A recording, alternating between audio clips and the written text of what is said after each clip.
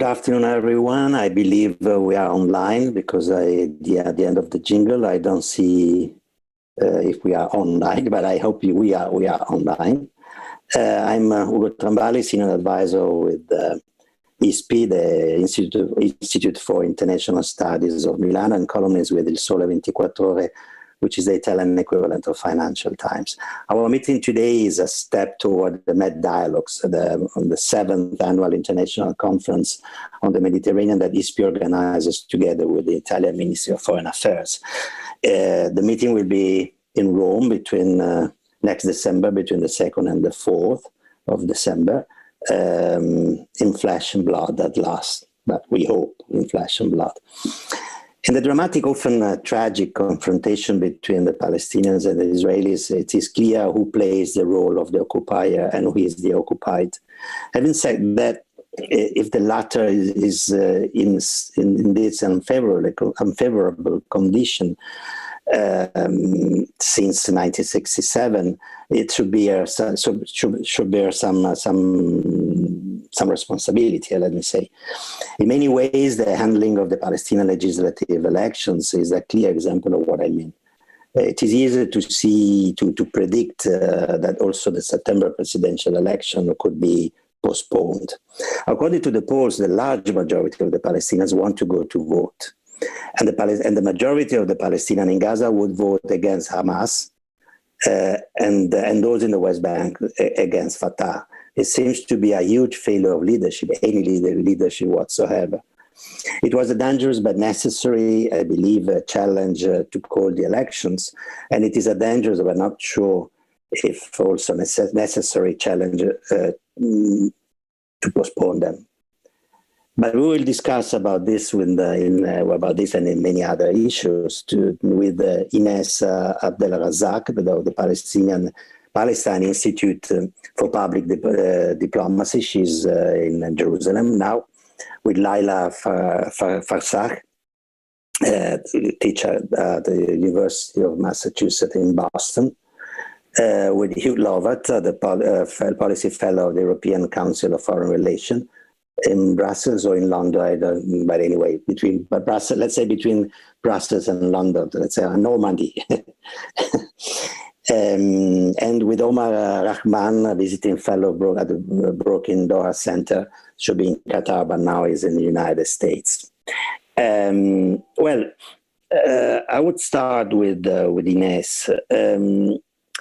What are going to be the domestic consequences of the postponing of the elections in terms of, for instance, demonstration in the Palestinian square, both in Gaza and in Ramallah, against the leadership, or demonstration of Hamas demonstration against Hamas for the postponing of the elections, and possibly also the danger there could be some confrontation also between the young Palestinians and the Israeli police. Inès. Thank you very much for having me today, and pleasure to be with you all. I would start by saying that for a lot of Palestinians, this hasn't not come as a big surprise. I think already, if you saw in the polls and surveys, after the announcement of the elections and in the setup and during the period where I think a lot built up towards the elections, still a lot of people were skeptical about whether they would happen. So I think people somehow were not that surprised. However, people are very disappointed. I think for the first time in 15 years, obviously, and probably even more when it comes to fully democratic processes, Palestinians, believe that they could have a voice and believe that at least through the ballot, even if it would not solve all the political crisis, it would not really renew overall the political system, at least it was a window into starting some form of change. So people are disappointed. However, will they go massively in the streets? I think that's always something that I'm trying to explain how probably it won't happen and why. First, I think people are, there is a lot of I think, bitterness and disappointments And in the sense that people don't want to necessarily go in the street for that. And I think that the reaction is more to criticize even more like Abu Mazen and Mahmoud Abbas, because this is obviously seen as his very own decision. And so I think this continues. This was already existing. I think this just confirms for people the end of any form of his credibility, although he did not really have any anymore. And also the other, I think, thing that makes that I don't see people massively demonstrating in the streets is that you have to see that we are a society that's already very fragmented, and people have their own realities to deal with the occupation, with the blockade, with their daily life. That I think people are somehow. For them, national liberation or political system or political representation is somehow something a bit remote and something that they don't necessarily grasp and want to descend on the street for. If we take Jerusalem, for example, which is, I think, a lot of what crystallizes the reality today of both, annexation, apartheid, and the overall reality of this one regime that Israel controls the Palestinian population is, Jerusalemites have been annexed by Israel for so long. So the PA is not there anymore. For them, the PA is not an authority that they're, under. You have to realize they pay taxes to Israel. They go into schools that a lot of them now have been changed into the Israeli curricula. They're losing their homes. They're trying to protect their neighborhood. And, they're trying to protect the very small public spaces that they have, like Damascus Gate, where you could see the recent, uprising and violence, both by the police and how youth trying to defend their right to go and pray in the old city. So, people want to defend their day-to-day rights and their day-to-day lives, whether it's through, their work, etc. So again, I think for a lot of people, this aspiration for political change is somehow a bit remote from their day-to-day lives. And I will end by saying that it's clear most of the existing factions, political parties that were going to go into elections, including Hamas and the 36 list that had registered, and the dissenting movements within Fatah, like the list of Nasser al-Qidwa and Marwan Barghouti, they were all against the postponing, and they all made some form of démarche to the president to avoid this postponement, but to no avail. And clearly it's seen as very much of a decision from the president and the few people around him. And obviously they have the power and the security services. Sorry, in Gaza, do you believe nothing could happen? Some reaction in Gaza? I think people in Gaza were actually the ones that were very much more motivated for these elections.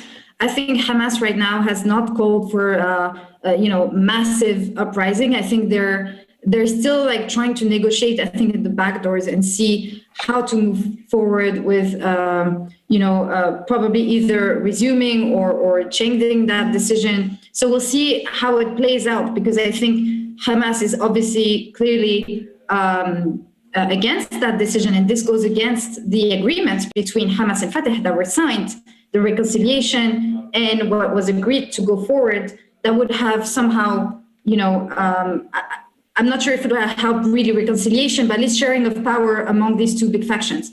So clearly Hamas is not happy with that decision. Right now, they haven't called for a massive uprising. And I think right now what's going on is really lots of backdoor discussions and trying to negotiate what is going to happen. Last thing I will say is, let's face it, it's in Israel's interest and also in the US really interest or disinterest not to have elections. So they will not push for having elections. And obviously they hold the line with the PA and with the president. Certainly. Thank you, Inès. Leila Farsakh, as economist and also as a knowing pretty well the Middle East, you know that when you live in a cage, it's very, very difficult to manage an economy, a national economy. What could be the economic side of the postponing of the elections and this, could I say, this stop of everything, of political change, of a program for the future of the Palestinian autonomy? What's going to be? So what could happen in the present? I would like also the pandemic, which is not, of course, helpful. Please, Leila. Thank you very much for inviting me and being on a panel with all of you. Thank you very much, Ugo, also for this very important question. I think the economic situation, as you can imagine, is only going to be aggravated by the lack of elections. The situation on the ground is particularly dire in a number of ways. First, we are living in a situation of continuous fragmentation, which Inès talked about brilliantly, about how Jerusalem is separated from West Bank, how Gaza is not linked to the West Bank or to Jerusalem. And in each of these areas, we have a very dire economic situation that manifests itself in an increase in poverty rate, in a low vaccination rate, and in a fall of GDP. So, for example, if we take Gaza, we already were at 39% unemployment in 2019. Today, unemployment is estimated at 47%, and we estimate 80% of the population in Gaza needing some, international assistance. If we look at Jerusalem, as Inès nicely explained, is fully integrated into Israel. But this integration into Israel, which meant that more people in East Jerusalem are vaccinated compared to the West Bank or Gaza, still have very dire poverty. For example, Palestinians in East Jerusalem, it's estimated that 70% of the population are poor compared to Israelis in the cities. We had continued an Israeli assault on the city, not just with the demonstration which we saw last week, but also with house demolition and land expropriation. There were over 800 houses that have been demolished since 2020, and the situation is not abating in any better way. And if we look at the West Bank, the GDP of the whole West Bank and Gaza is estimated to have fallen by 11%. We have 80% of enterprises have a lack of access to cash. We have also unemployment that's shooting in the West Bank to up to 30%. So the situation is dire, and the lack of election will not improve it for two reasons. One, because you need some financial resources into the economy to make it better. And you need also some reforms, which is what the new platforms that Inès was talking about have been pushing for. The people have been very upset about the level of corruption, the level of inequality, especially in the West Bank, but also in Gaza. And they also are very worried about the low level of aid. International aid was the lifeline of the West Bank and Gaza. But this aid, which reached around $2 billion in 2013, has dropped to less than 200 million today, which does not meet the need of the West Bank. On Gaza does not meet the need of vaccination. Only 20% of the population has been vaccinated. It is estimated that the PA will need around $400 million to buy vaccines. It doesn't have them, especially when I tell you that it is double the amount of aid that's being distributed. So this is the lack of election. The elections are important because they're going to express people's anger, but also bring out some new ways of trying to tackle the economy, although the economy is not centering right and center in the election platforms. But it is an important issue because it's also a repudiation of the Oslo economics or the neoliberal economics that the Oslo peace process tried to implement in the West Bank and Gaza. Oh, thank you. Hugh Lovatt, you recently wrote a paper about the fatigue of the Oslo peace process. But anyway, Oslo, it doesn't work pretty well, but the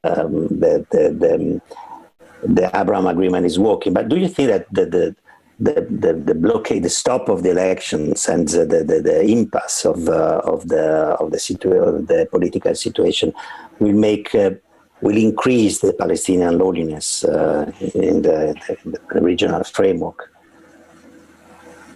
Thank you. And it's always a pleasure to speak at ISPI. So in reference to your question, I mean, I think the first point is obviously the overarching context in which clearly prospects for reaching a two-state solution are dwindling, if not have already vanished. And I think the prospect of negotiations being able to deliver anything serious is very slim. And I say that by way of a caveat to say that, in my view, clearly one needs to acknowledge that the major factor behind this is and remains Israeli policy and settlement policies. And until that changes, I'm not that optimistic about the future of negotiations. So I just want to make that point before delving into the Palestinian issue. My view is that Abbas, and let's be clear, cancelling elections, we call it postponing, but actually what he did was cancel. By cancelling elections, he's missed an important opportunity to rally the international community around the Palestinian issue. That, you mentioned this fatigue of the Oslo peace process. To a certain extent, that's true, but I think it's more a point where the European Union and the US have been supporting a peace process without any real viable strategy. And I think it's that lack of viable strategy and the lack of progress that has served to bump the Palestinian issue further down the list of priorities for European and US officials. And that with the elections, Abbas was able to put the Palestinian issue back in the international spotlight. We were talking about it, everyone's talking about it. And I think my sense is that he missed this opportunity. He could have used that to leverage increasing diplomatic attention, including on Israeli obstruction on Israel. But ultimately, for reasons which in my view have far more to do with the preservation of his own power base within Qatar, he decided not to move forward. And I think that wasted Palestinian agency and Palestinian leverage. You're very fast, I have to say. I can add more, but please, go ahead. We have stick time, yes. But I think there's a broader point, which is very much about going back to this lack of strategy. And this is something that I think many people are guilty of, or many parties are guilty of. As I said, the European Union, the US, but certainly Palestinians are not alone in this regard. But what's interesting with the elections, even though they didn't happen, was the beginning of a political debate within Palestinian society. And we started to see these contours emerge. And to me, what's interesting is, while I think, a growing number of Palestinian youth, if we can use that term, or Palestinians under the age of 30, are increasingly moving away from two states, which they no longer see as realistic. The older generation of Palestinian leaders still remain extremely wedded to the concept of two states. And I would include amongst those Hamas even. The dividing line is not between two states and one state at the level of at the elite level of policymakers. The dividing line is between whether to support Oslo, the Oslo peace process, or not. And to me, that gets to the really important facet of the discussion. And I'd include myself in this. Criticizing the Oslo peace process doesn't mean that one rejects diplomacy or a peace process, or even that one rejects the two-state solution. It's acknowledging that there are fundamental failures in the way that the international community has chosen to choreograph peacemaking. And so I think that debate within Palestinian society has been somewhat lacking. I mean, certainly it's been around since the beginning of the Oslo peace process in the 1990s. But I think for Palestinians to really be able to move forward, there needs to be a much more of an acknowledgement of these fundamental failures and an articulation of what an alternative diplomatic strategy could look like. And to finish on this point is, I'll be absolutely frank that, I think based on what we've seen over the last few years and the last few months, unfortunately, I do not consider President Abbas to have that vision or strategy to be able to articulate and move forward Palestinian rights. And so, again, he's missed an opportunity to be able to put something different on the table. We're back into a fundamentally stuck and dead-ended strategy. And I don't see how one really moves forward at this point in time, apart from, supporting younger Palestinian voices, civil society, and still trying to open up space for political debate. Sure. Well, perhaps, but only perhaps, we could have the good news of the postponing of the elections could come from the United States. So, because the danger of a good result of Hamas could jeopardize the intention, the apparent intention of the Biden administration. Sorry, this is a question for Omar Rahman. The Biden intention to restart the sort of negotiation, the peace process to find a solution of the Palestinian issue. But what really is, Omar, the real intention of the Biden administration and the real willing and timing to engage again on a sort of failed process? Omar. Sure. First of all, thank you to ISPI for inviting me to speak and for hosting this panel. Obviously, you assembled quite a panel of experts, as I'm sure your audience can tell from the quality of their answers. But to answer your question, well, first of all, let me say that I don't think that it's necessarily a positive for the U.S. and for its vision of the future and its own stated policy agenda. It may have relieved the anxiety around the elections and Hamas's participation in that, but I think ultimately it's not constructive. I would say that the U.S. is, I think, instrumental in the decision to postpone the elections from the Palestinian point of view. It may be indirect, but I think it is still instrumental. Obviously, the pretext that was given by the PA leadership, and Inès, I think, is right when she said that this was the decision of a few against the will of the many.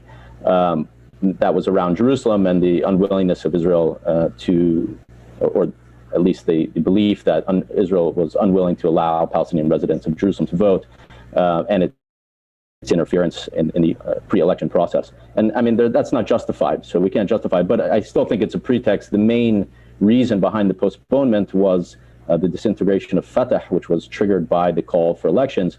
But the U.S. is very important in that because I think the elections were called in the first place. I'm one of those who believe the elections were called in the first place because the Fatah leadership believed that this was a way to kind of woo the Biden administration to come into the Biden administration's embrace after 4 very difficult years under the Trump administration by kind of restoring the democratic process, the legitimacy of themselves, and to kind of unite the polity with Hamas, and they needed Hamas on board for that.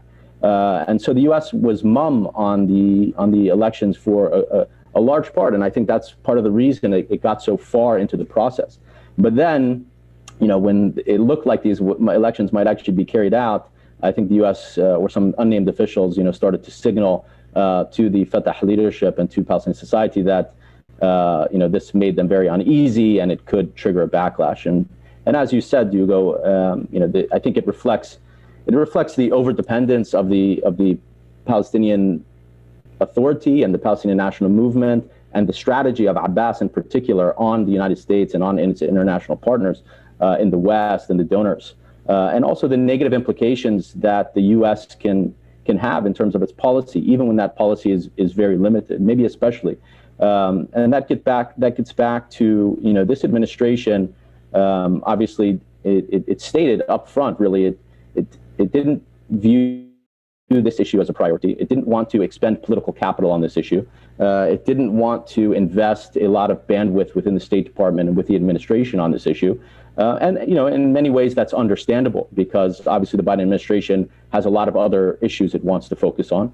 It has serious other priorities on its agenda, including COVID response, a domestic agenda, the Iran issue, internationally, China, many other issues.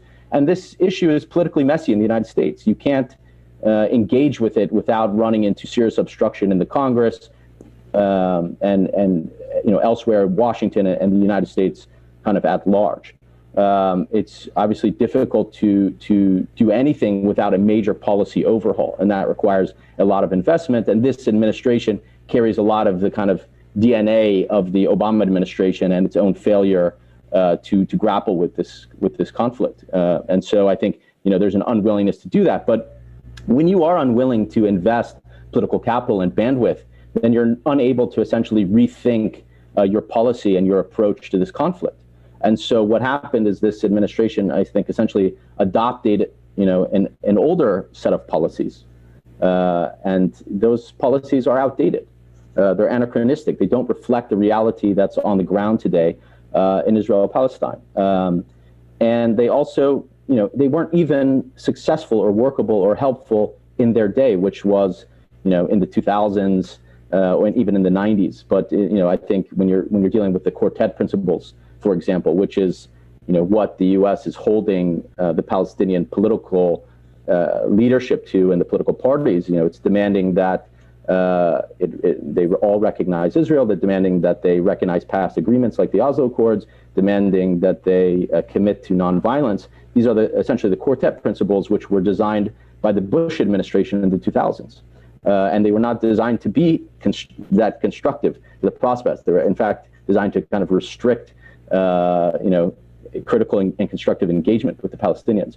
And so, this administration has adopted that because it doesn't want to invest in a overhaul of the approach to the Palestinians. And that's very problematic because I think it reinforces undemocratic trends within the Palestinian polity. It reinforces authoritarianism because you're essentially propping up, an undemocratic leadership that, because it has no popular legitimacy, because it has no successes on the ground, because it has no, the spirit of activism is gone within the Palestinian leadership, it has to rely on its coercive apparatus to repress Palestinian society.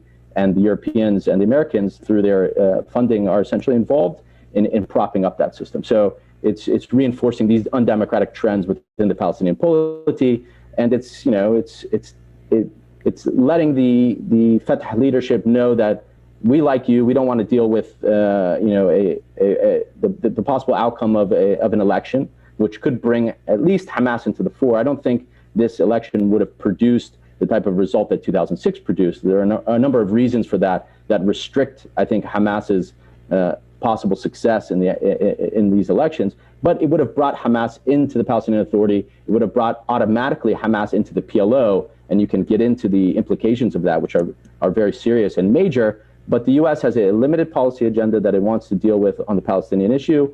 And this, as you said, I think would have disrupted it because it would have triggered political and legal consequences in the United States for dealing with the Palestinian polity, for dealing with Hamas. And so this limited agenda that the United States have, I think, would have been very much complicated by that. Now, just to give the U.S. some credit, I think they are trying some things. They are trying to improve the situation on the ground through their policies. But you have to ultimately look at the bigger picture, and I think there's a disconnect between the policies, the strategy, and the end goal. Sure. And I'll leave it. Sure. Thank you, Omar. Inès, let me follow up what you said before regarding Hamas. Hamas is a sort of a stumbling block for the future of Palestine. I mean, of course, also Abu Mazen at 85 wants to remain on his post. But if Hamas would make a different approach to the questions, the relation with Israel, maybe that could be helpful to find out a solution. Is there, according to your opinion, anyway, a back channel of contact between Hamas and Israel? I'm not talking about Hudnas, etc. I'm talking about something more serious, a possible change of behavior of Hamas regarding the occupation or regarding the peace process with Israel. Inès. Yes, thank you. I want to say I'm not a Hamas expert, but I will try to answer your question in I think, the broader terms. And in many ways, and this is not part of the Israeli talking points, but in many ways, Hamas has accepted Oslo. If you think about these elections, the PLC elections, and the sequence is important. They decided to do PA elections before PLO elections, which was not what Hamas wanted and others, especially the diaspora and refugees, but they decided to go with PA elections. And that means that all the people who decide to participate officially in those elections accept the Oslo framework, which is interesting, right? And so Hamas has accepted somehow that framing. And that means they have accepted also informally and in many ways, in many times, they have accepted the 67 borders, the two-state solution. So it's not in their charter, but if you see a declaration, interviews from their political bureau, the fact that they accept to hold the elections now democratically and already in 2006, be part of the political game under the conditions, all of this, is a sign that they are again, accepting that framework. So the evolution was there already many years ago, and now we could see it again with those elections. The other thing is, yes, I mean, there is obviously contacts. Israel is the Israeli leadership, despite the rhetoric, Israel is very good at rhetoric and propaganda, but in fact, what happens in reality, especially with security services, is another story. And so obviously, right now, actually, the status quo is somehow beneficial for both Israel and Hamas, because, whenever there is a rocket and so on, and first, like the rockets that had been launched in the past year were mostly not Hamas. And so there is agreements and there is a sort of equilibrium played between Israel and Hamas when it comes to, waves of attacks or retaliations. So it's very clear that there is joint interest. When Qatar money comes into Gaza, it's with Israel's approval. So recently, Hamas salaries were paid, with Qatar money, with the approval and coming in cash through the Tel Aviv airport. So, I mean, I think, this is a bit of a scapegoat, and obviously Israel is very, very ready to play this card of, but the terrorist wins, which is, we know this would happen. We know, if Hamas wins, and Hamas, they might not win the majority. They would win some seats, that's for sure. But it's not clear at all that they would win a majority. And so I think, again, this is also, how do we play into Israel's narrative and the American, but mostly the way Israel wants to frame these elections. And right now, the fact of postponing/canceling or indefinitely postponing these elections, unfortunately, plays into Israel's political game. So instead of confronting the occupation in Jerusalem, because obviously Israel will never accept officially that Palestinians elect their representatives in East Jerusalem.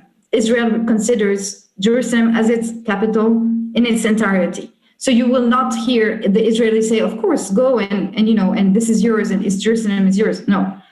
However, what now plays out is that the Israelis are washing their hands out of this decision and say, this is not our fault.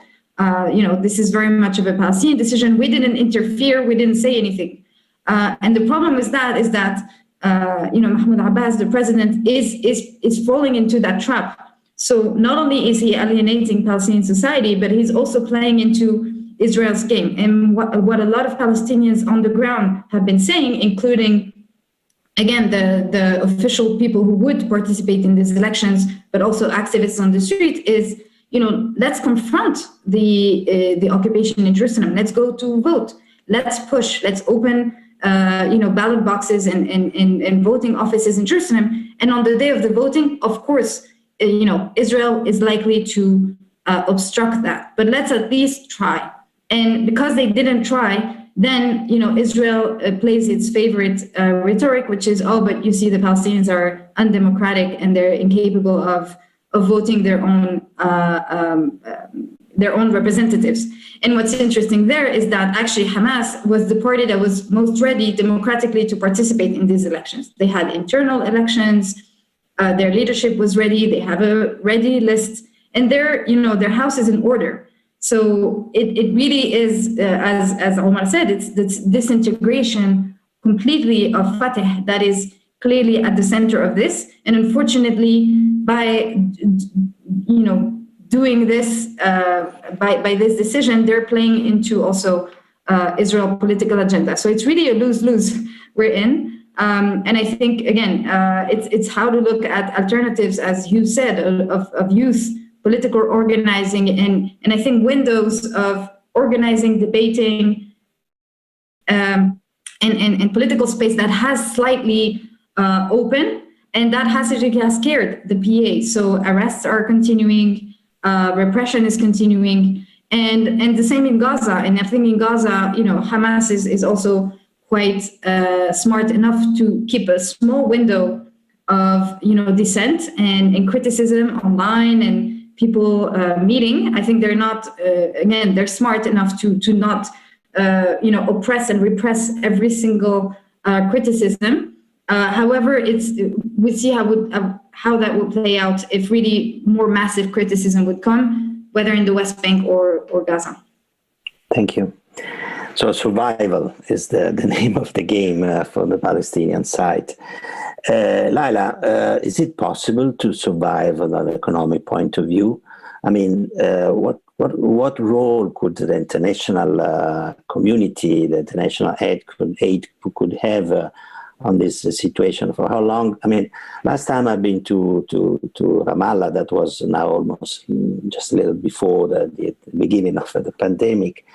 I found a city where apparently is plenty of money because, a lot of restaurants, a lot of shops, but it's false. I mean, we know that it's all money from the international donors, nothing of, there is not buildings, huge buildings, empty buildings like in Macau 20, 30 years ago, but I mean, no economy down there. Yeah, exactly. There is no, I mean, we have to be aware that Oslo has tried to create a Palestinian economy, but it's not possible to create a Palestinian economy under occupation. I mean, all what we have been writing, what people have written over the past 30 years is precisely how Oslo cannot create a Palestinian economy, because the structure of Oslo just redefined the occupation rather than ended the occupation, because it replaced Palestinian dependence on the Israeli labor market with dependence on aid from the international community. So the international community has a very important role to play. Without the international community, everybody will be like in Gaza. That's what people need to become aware. What has sustained the West Bank, and the problem of the West Bank in particular, is the major, big income inequalities between cities, between classes, that has been perpetuated by this international aid. The international aid wanted to show and help the Palestinians create their state, prove their competence as a bureaucratic, technocratic state, but it ended up becoming a bureaucratic institution that is hiring 30% of employed force in Gaza and 15% in the West Bank. So it's not sustainable. This economy is not sustainable. It's being sustained just by international aid, which brings back to the role of the international community, because we also see an international fatigue from aid. When I said that the international community was giving the order of $2 billion, which is a quarter of the Palestinian GDP, okay, between 2005 to 2012, and today we are at 10% of that aid. It shows you that the international community is tight and you cannot solve this problem financially. You have to solve it politically, and the only way to solve it politically is to give up the framework of Oslo. I do believe the international community is aware of that, even the Americans. I mean, they are aware that the big problem we are here in now is what Gramsci used to say, the old is dead, but the new is still not born. We are in a morbid state where everybody's aware Oslo is no longer working. The issue is not one state, two states, 3 states, 6 states, but people on the street are saying, we want basic rights, we just basically want to live. And these elections were precisely about that. How do we start defining a new strategy? And what is clear is Fatah is unable to do that, cannot do that. The fact that Fatah split in this way shows you that this is the end of Fatah as we know it. The one who is sustaining it is Abbas, and I think some Arab regimes behind him, and the fact that the US is not intervening more strongly. This brings us back to the importance of Europe. The Israeli-Palestinian conflict is much more important for Europe than it is for the United States. The United States is retreating from the region. The United States, I agree with Omar, would have been okay with the elections. It just did not want to invest too much in all this. It doesn't want trouble. So really the Inès was on the Palestinians. And I agree with Hugh that it's a big loss for the Palestinian Authority. It's a big loss for Fatah, because even if it lost, it would have been an opportunity to seal the history of Fatah as having an Abbas of having sustained some democratic process. I think the US doesn't want to be too much involved. It's a whole retreat from the region, but it would have been fine with elections, because also Hamas has done incredibly well in accommodating for the past 14 years, in surviving, in proving itself that it's a reality that people have to deal with. And I do believe Americans are ready to do it. Israel not, of course, because Israel is interested in Palestinian fragmentation. But the US would have been fine. The big problem is that Fatah is very scared of losing whatever little it has. So here comes the role of The EU in emphasizing the importance of elections, importance of transparency, importance of inclusion of Hamas. And Hamas has been very intelligent by saying it will only be in joint list, and basically saying even if they win a majority, they are not going to become government.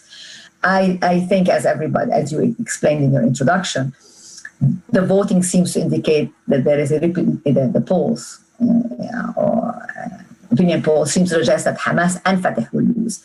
We're going to see a new political arena, which we still cannot predict. But that can be a positive thing, because at least it will tell us that the Palestinian, at least the first point or the first step that can be taken for defining a new strategy, okay, is these elections. This is not that I'm trying to put too much weight on these elections, but they could have allowed a certain reconciliation or a certain way of doing politics that can stop these sterile and destructive past 15 years, if not past 25 years with Oslo. So yeah, I think the international community has a role to play, especially Europe, in emphasizing the importance of holding elections and making aid actually tied to the elections, and making aid tied to civil society, not to bureaucratic institutions.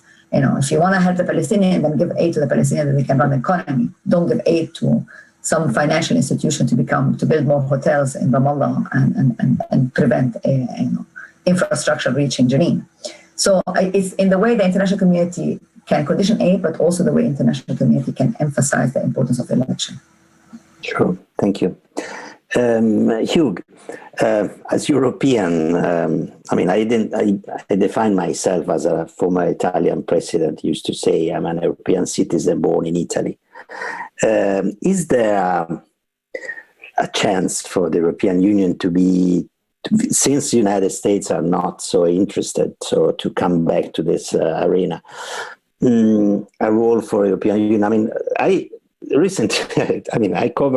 followed the problem since long time. I was when I was younger, I went also as a volunteer in a kibbutz, because as European Christians I felt guilty for the Holocaust. I was born 10 years after the Holocaust, so etc. But I discovered that the European Union is the only entity, is the only political entity that is still called the Israeli-Palestinian issue, the Middle East peace process, with some hubristic perspective, because in these last 10, 15 years, a lot of other stuff happened in the Middle East. What role can the European Union have in this to revitalize? This is the AstraZeneca, as I told you before, to revitalize the process, any kind of process. Big question. I think clearly the EU does have an important role to play. Whether it's willing and able to play that role for political reasons is another question. And I think, in terms of what a new EU strategy would look like, you were very kind to plug my last report on the end of the Oslo peace process and EU policy, and I think that kind of outlines some of the ideas. And I think clearly, a major part of that would need to be an EU effort to address the current Israeli cost-benefit calculations that continue to weigh heavily towards continuing open-ended occupation rather than moving towards de-occupation. I think that's a fundamental factor. But to look back to the discussion we're having now, I think clearly another factor is the Palestinian factor. It's the internal divisions, the lack of strategy, lack of representative and I would say legitimate leadership at the moment. And that's, I think, it's not the reason for which we're in the current impasse, but nevertheless, it's an important element that if one can address that successfully, can help move us along the road towards negotiations, or meaningful negotiations that can actually lead to a real peace agreement.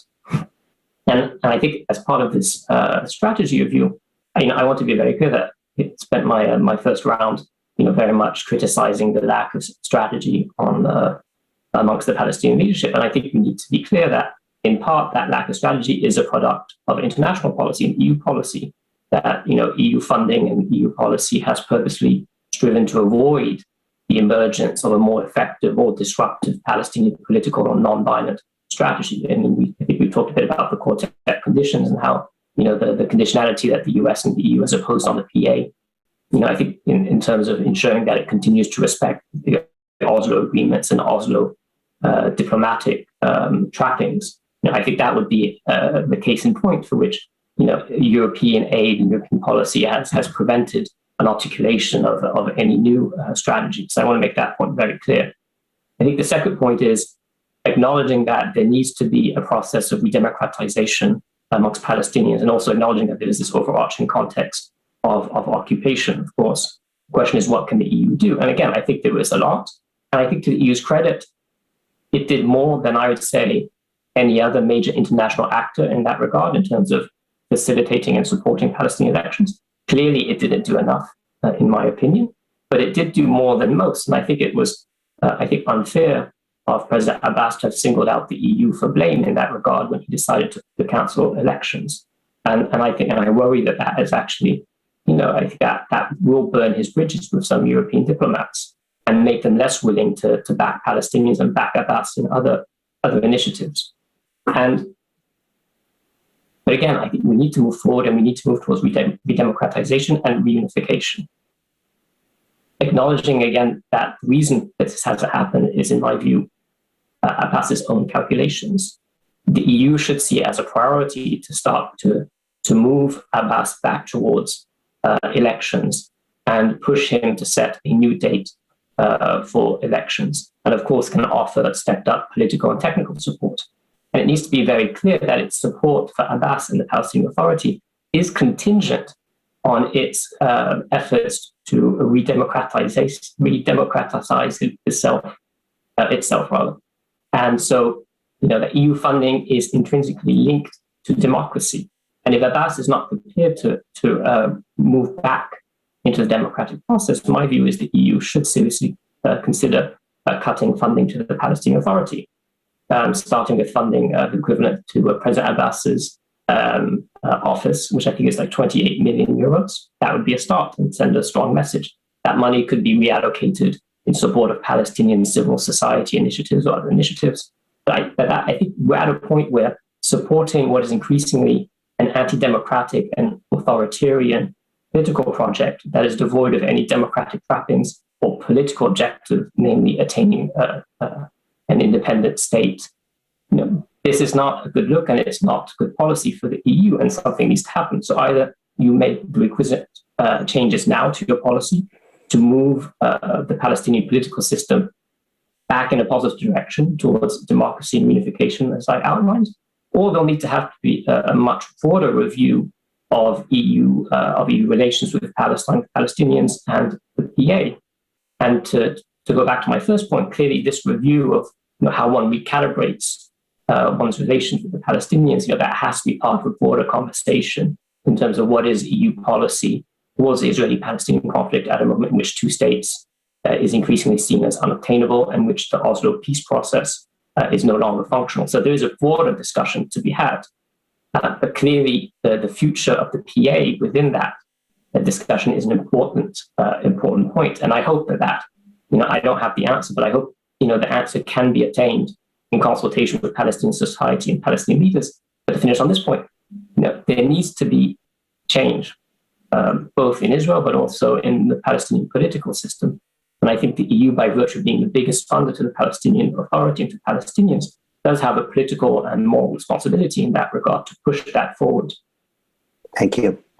Omar, is there a life after Fatah? I mean, for instance, we have countries where the founding party is like in Israel, in India, basically disappear from the political landscape. What is going to be the life for the Palestinians alive after Fatah? That's a very good question. I think it's a bit of an unknown. Obviously, Fatah has cast a wide shadow over the Palestinian national movement for much of its history. It entered, I think, the PLO in 69 or 68 and took over the reins of the PLO under the leadership of Yasser Arafat and his close group around them that had founded Fatah and has led the Palestinian national movement for a long time.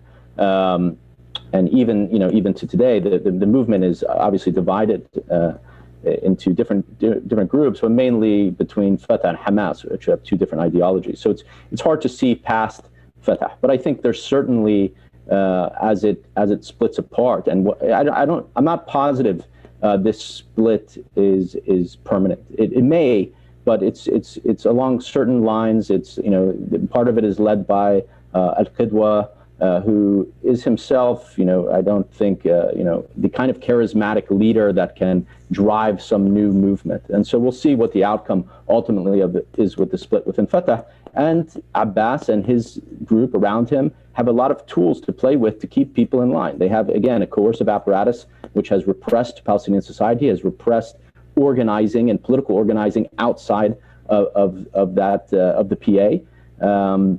It has the purse strings of government, which, as Hugh mentioned, and as I mentioned in my first answer, gives them money to play with to kind of co-opt other organizers, other politicians, other factions who give them essentially a rubber stamp. And so we'll see, what the ultimate outcome of this is. But of course, the majority of Palestinians now today do not support Fatah and don't support Hamas. So they're, unaffiliated with the major factions. And so there is definitely room to build something new. But again, it's happening in the face of a kind of a dual or two layers of repressiveness. You have the layer of the Palestinian Authority, which is, again, essentially has become an enforcer of the Israeli occupation. And then you have the Israeli occupation on top of that. And you have this, again, over-dependence on,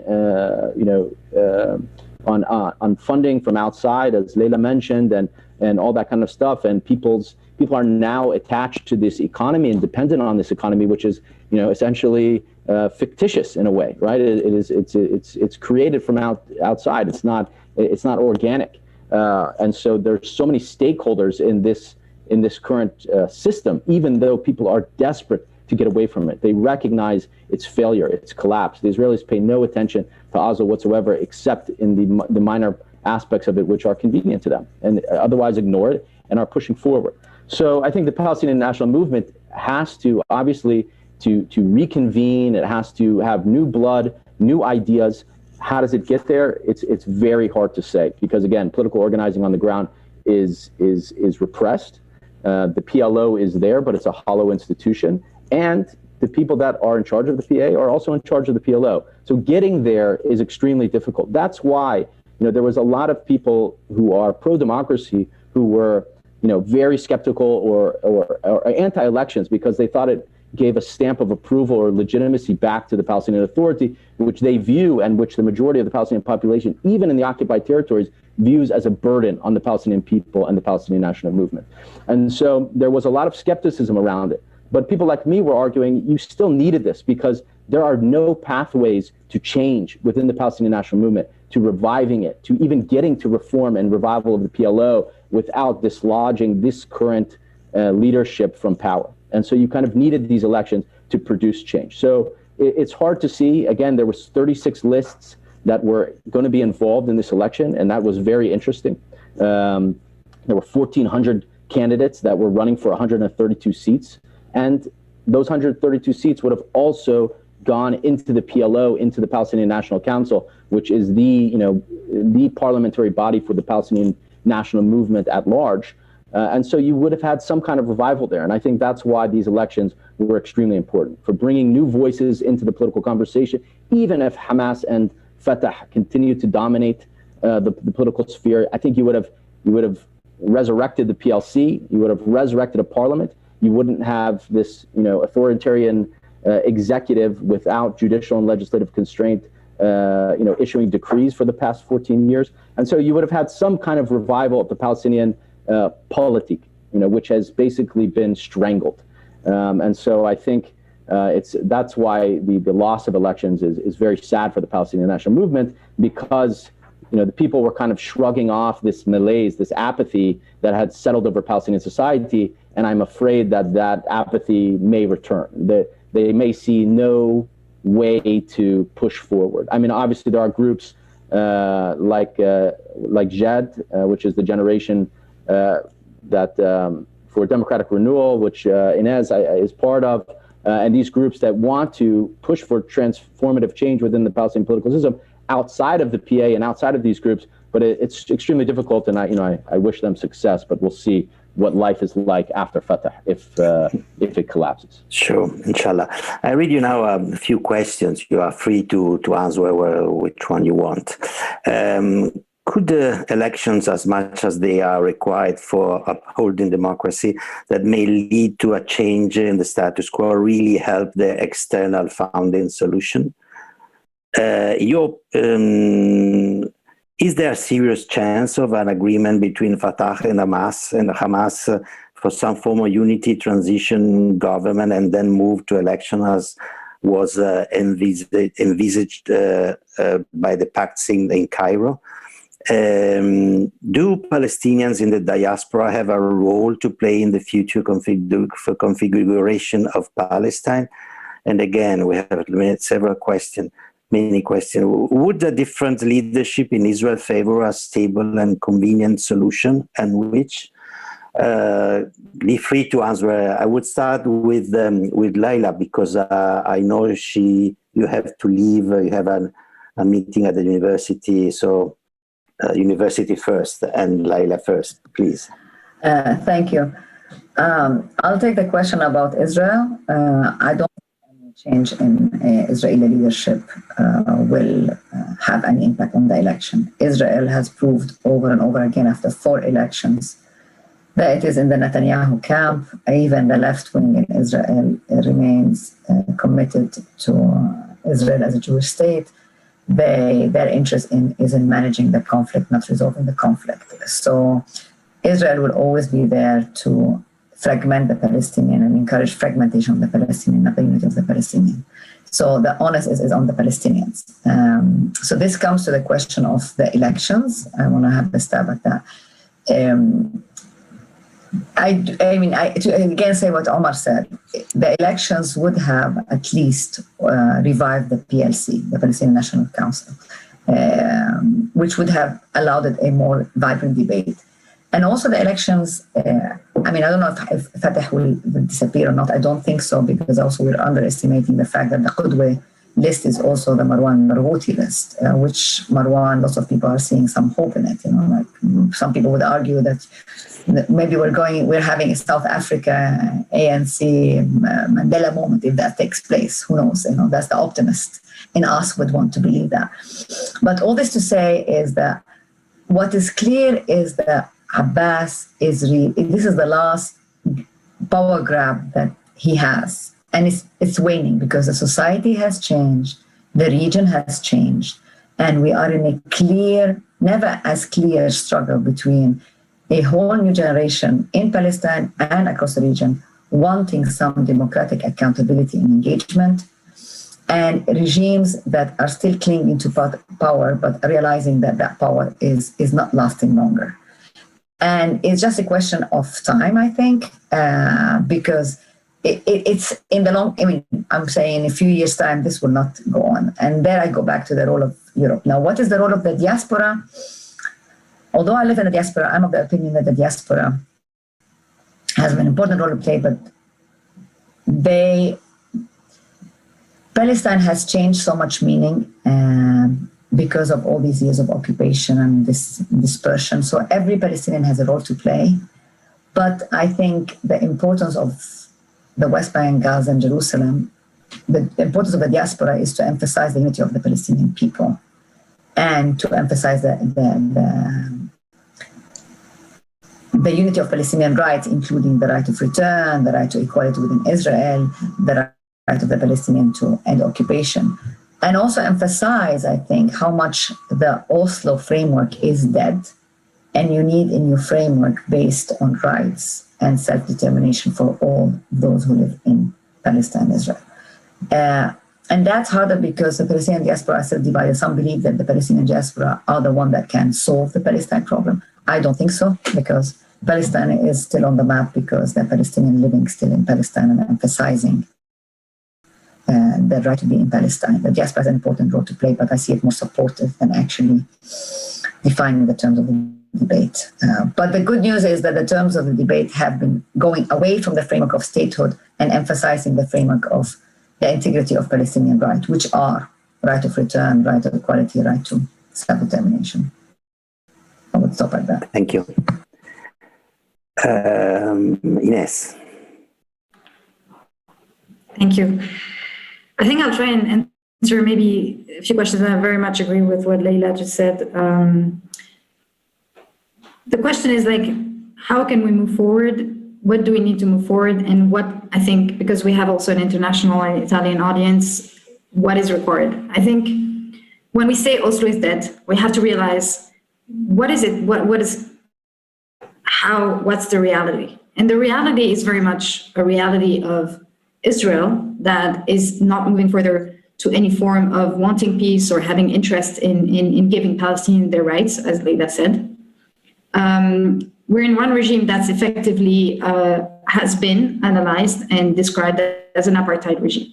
That means that there is an illusion that there is two different regimes, that on the one hand you would have the Palestinian Authority in the occupied territory and Hamas in Gaza, and on the other hand you would have an Israel that would be a democracy. I think we need to really deconstruct and end this illusion. I think Israel controls everything, the whole territory, the fundamental issues like economy, borders, taxes, resources, in the overall territory between the Mediterranean Sea and Jordan River. And the Palestinian Authority is very much part of this system. It's not a separate system. The Palestinian Authority and all of what has, I think, facilitated corruption of the elites and the benefits and the wealth of the few in the status quo instead of the many. All of this is part of the same system that we need to dismantle. And so we're looking at a future where if we want Palestinian rights to be, fulfilled, and this is, I think, the way it should be framed and not a hypothetical, some form of process or solution, is what do we need? And today we need two things. The first one, which is still the most important one, is accountability of Israel for its violation over the past decades of international law, human rights, and its steady colonization, which I think has never changed. It's been 72 years, and it has been on a steady path to what it is today. The second thing is renewal of the Palestinian national movement and leadership. And this is what we're talking about today. But I think the two cannot go without each other. Why? Because we need our political agency. And I think what we're missing now, and we can very much see it on the ground, and I think Omar alluded to it and Hugh as well, is, suddenly we announce elections, and 3 months after you ask that, where is the alternative? Where is this wonderful new movement, of people organizing and suddenly, proposing a new vision and a new strategy? You have to realize the reality as it is. Today, when you're politicized or you do political work, you're repressed both by the PA in coordination security-wise with Israel. When you do political work with the dependency on donor aid, you're likely to lose your funding because they don't like that you do political work. You better do either startup work or human rights in a very legal terms. And so what the international community also should support is that political agency, not the Oslo framework, not just the ballot box, but how do you support the possibility of civil society and of society in general to breathe, to obviously have some space economically, to build its own wealth independent from Israel, and to be able to do some political work, because under economic hardship it's also quite difficult to organize politically. And how can you also organize without having to think again every day of the repression you're going to face? And so these two things require accountability of Israel and redefining the relationship that all the countries have with Israel, so that it abides and is feeling the consequences of colonization and occupation. And secondly, support political agency of Palestinians at large. It's not only please have a democratic ballot box day, that we can do. The Electoral Commission is ready. People can go to the ballot box. The question is, how can you allow some political breathing into the existing movements or for new movements to emerge? And I think that's the critical thing. Media, civil society work, all of this that basically makes a political space. And I think a lot of people forget that democracy is much more than just elections. So I think these two dimensions. Thank you. Hugh.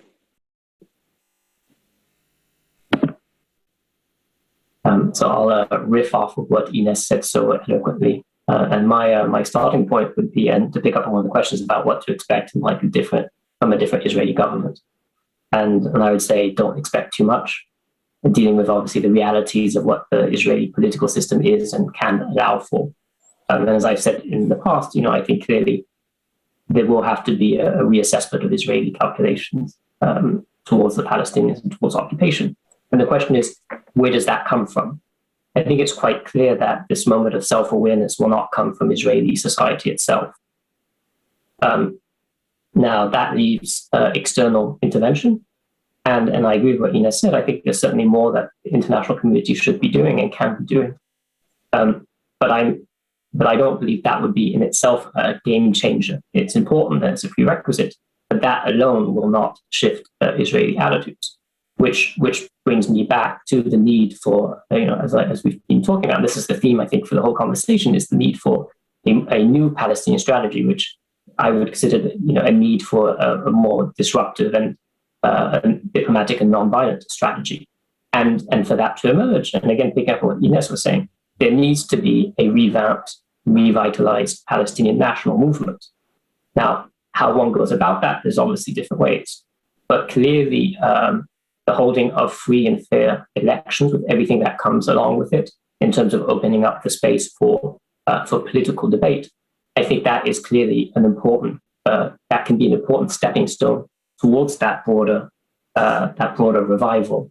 So that would really just be sort of my point to end on, the importance. And I think this just points to the need for the EU to also continue investing in this and continue to invest in promoting this sort of, a progressive, perhaps disruptive, but progressive, non-violent vision for resolving the conflict, because the alternative is to basically confront Palestinians with either an autocratic system that has failed, or unfortunately towards another alternative, which is something I don't think any of us want, which would be a return to armed violence. So I think it's in Europe's interest to allow and to encourage the emergence of an alternative peaceful strategy that can allow Palestinians to more effectively confront the Israeli occupation. Thank you. Omar. Should I answer a different set of questions? You can remind me also if you want of any other questions that are out there, because I can, again, I agree very, very much with what was previously said and with what Hugh said, or I can address kind of a broader issue if you want. For instance, what about who among the Palestinian factions will take advantage from this stalemate?